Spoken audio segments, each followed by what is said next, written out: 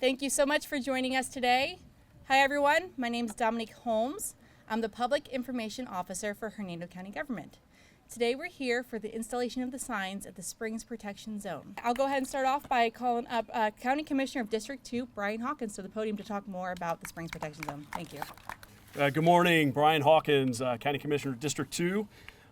Just want to talk a little bit this morning about how we got here and some of the hard work and collaboration, not only with the Board of County Commissioners, but with our state partners at FWC. The Springs Protection Zone was thought of after the influx of just tourism and some of the things that were happening ecology-wise to the river, and the detriment of seagrass as well as our shores and erosion. There was a lot of negative complaints, from the citizens and the people that were on the Weeki Wachee River, for a long period of time. And I came into this in November of 2022 when I was elected, and kind of carried the torch of the people that had, Commissioner Olaco and some others that worked very, very hard to get this going. So just a little historical background on how we got here. Florida Fish and Wildlife Conservation Commission staff conducted site visits to the Weeki Wachee River and found evidence of harm occurring due to vessel activity along the spring run. And as a result of FWC findings, the agency implemented a springs protection zone for the Weeki Wachee River. And now we know how we got here. There was issues that were going on with the inspections with FWC. It was not a short process. It was a very long process and tedious process.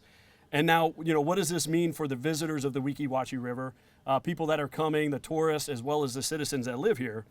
And the Springs Protection Zone encompasses 5.61 miles from Rogers Park, where we're located now, to the Weeki Wachee Springs State Park headsprings. Hernando County Waterways and Aquatic Services staff are installing 6 signs, similar to the one that you see next to me here, along the river. And then Weeki Wachee Springs State Park will be installing 2 additional signs along their boundary of the park and river. Now, anchoring, beaching, grounding, and mooring of vessels within the Springs Protection Zone is prohibited. With limited exceptions, most tubes and rafts are not considered vessels. We do not, want to prevent you from getting out and enjoying it like today, right? Today is a perfect opportunity to get outside of your kayak or your float, enjoy the cool waters of the Weeki Wachee River. What we're trying to prevent people from doing is mooring their boat on the shores or on the banks, throwing anchors which drag along the bottom of the beds and tear up the vegetation. If you want to get out and swim, that's fine. Hold on to your kayak, hold on to your paddle board, and get out and enjoy the waters. If you have other people you want to continue to snorkel or use a mask, we encourage you to do that as well. More people are out here with just one, not just with their own kayak. Generally, they're with a group of people. So we want you to continue to enjoy it. Just be stewards of the environment around you. The Springs Protection Zone is designed to protect the river's ecology and does not alter public access to the spring. It only regulates vessels, not the activities of people. And visitors are encouraged to use best practices to help protect the river. Again, this was a collaboration of multiple efforts on the state level and the county level. And next, I'd like to call up our County Administrator, Jeff Rogers, to talk about how we got here and the board presence, as well as the community partners and state partners. Thank you. Well, good morning, and what a great day. Some of us have had a vision of this day, of these signs going up in the Weeki Wachee River for several years, actually over 5 years. 2018, I believe, is when we started a lot of this project. So a lot of credit to everybody that stayed connected to get here to today. This project really started, it really shows government at its best, I think, and all branches of government at its best. We have a representative democracy, and what that means is we represent the citizens of the community, right? And so this project started from the original Weeki Wachee River Rangers out here on the weekends picking up trash and putting trash cans out, and then it went on to, we had a lot of kayaks, right? And so I think in 2019, for some reason, kayaking became really a great thing, right? And Now you can buy kayaks at like a farm store now, right? And before that, you had to go to a sporting goods store, and now you get them with a gallon of gas or something, right? And so kayaking became a huge impact in the community and a new form of recreation, and it stayed today, right? So we had a big influx of kayaks, but the citizens of Hernando County talked to their commissioners and said, you know, we might have too many kayaks on the river, as Mr. Hawkins expressed it, and we need to look at that. And so with our great partner, Southwest Florida Water Management District, the county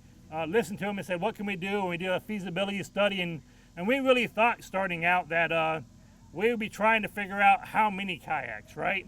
And what the science, when you work with other partners that have, you know, like Swift Mud and things that have great educational science and look at the data, it was shown it wasn't the number of kayaks, it's the activity, the degradation that's done by those users, not necessarily on kayaks and all boat vessels, that's causing the degradation. That's the biggest impact that we should go fix maybe first, right? And so if we want to try to fix the degradation, that's probably what we have to start. So we learned a lot in that year and a half study.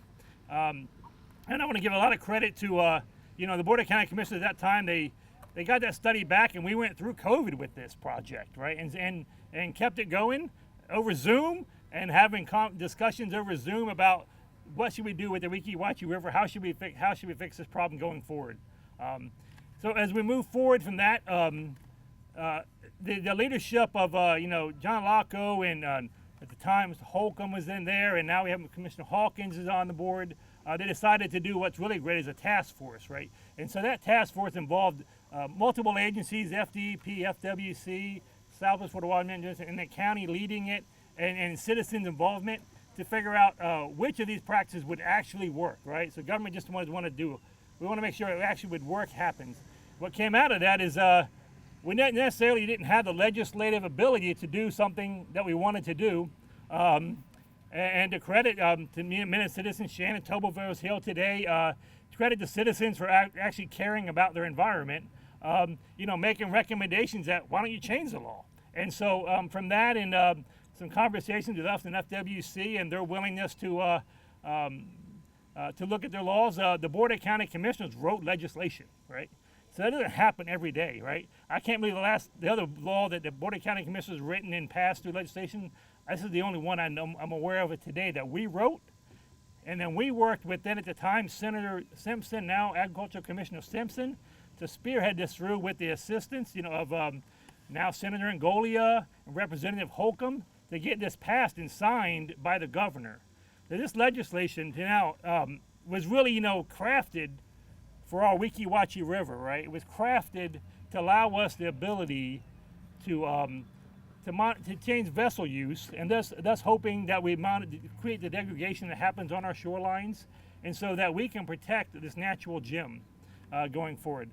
That legislation, though, I believe is not only going to be used here, it's going to affect miles of other springs and springs runs throughout Florida. You know, it's one of the unique things we have in Florida is springs. I have some friends coming in Colorado soon, and I was like, I got to take them to a spring. They don't have that, right? And so we have to protect, you know, these great assets we have. You know, so as the board goes forward, and our county, you know, is growing a lot, and so that decision of development and also protection of natural resources, it's a thing that man's been challenging with from the beginning of time, right? Everybody wants to be by the water since biblical times, and how do you protect that resource but also allow for the population to increase? Those are tough decisions to be made. But the Board of County Commissioners here in Hernando County and Chairman John Locko leading it in the past few years has really made that tough decision that the Weeki Wachee River needs to be protected, right, as we go forward. I'll get right back to that, but some other decisions that we've made. So while the protection of the shorelines is great, the water quality as river has to be improved also and maintained, right? Not just the wet vegetation on the side, letting the seagrass in the future. The Board of County Commissioners is working on projects. We've done, you know, our water use in this county. We have the most restrictive, we have 1 day a week watering in this county. And the reason why is we don't like green grass. It's because we're concerned about the aquifer and the amount of water flow that comes up through the springs through the aquifer. And so we're more restrictive than the state requires us to be here for environmental purposes. fertilizer ordinances. Last year, the state of Florida decided to do a study that we were worried they were going to preempt the counties from regulating their own fertilizer use. The Board of County Commissioners, Commissioner Hawkins and all your commissioners LACO insisted that we passed a fertilizer ordinance last year, and not which rainy season or the dry season that we did. We just did both because we're trying to be the most restrictive we can to provide that water quality improvement in the water for going forward. Septic to sewer projects, another nutrient source. The board is moving forward on lots of projects, and you'll see more coming forward. So, you know, today we put the signs up, but it's not just we stopped today, right? So today we start education campaigns. Water Management District here, and they have great education campaigns. The materials are here to change people's behavior over time. It's going to take time.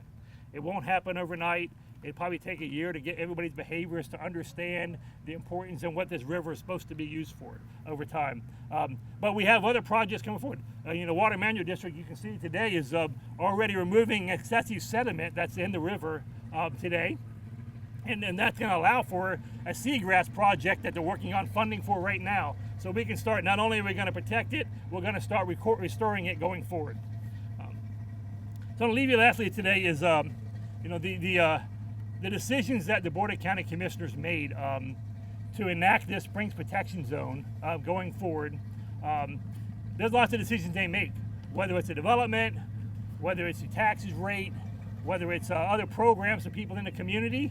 But the decision, I believe, long-term to protect a natural gem in a community and not let it go degraded and go to waste for future generations to be used as a future asset for the quality of our citizens, I believe it's probably going to be the best decision and the decision that has the most impact long-term in Hernando County in a long time. And so I give the credit to the Board of County Commissioners, FWC, who their governing body voted this in. We had to discuss it, and the FWC, Southwest Florida Environment, coming alongside and supporting it with science, and then and DEP and supporting this project also, and then lastly your legislature for making the law, allowing us the tools for Hernando County citizens to decide what they feel best is for the use of the river in Hernando County. And we thank everyone for supporting the Board of County Commission initiative on this.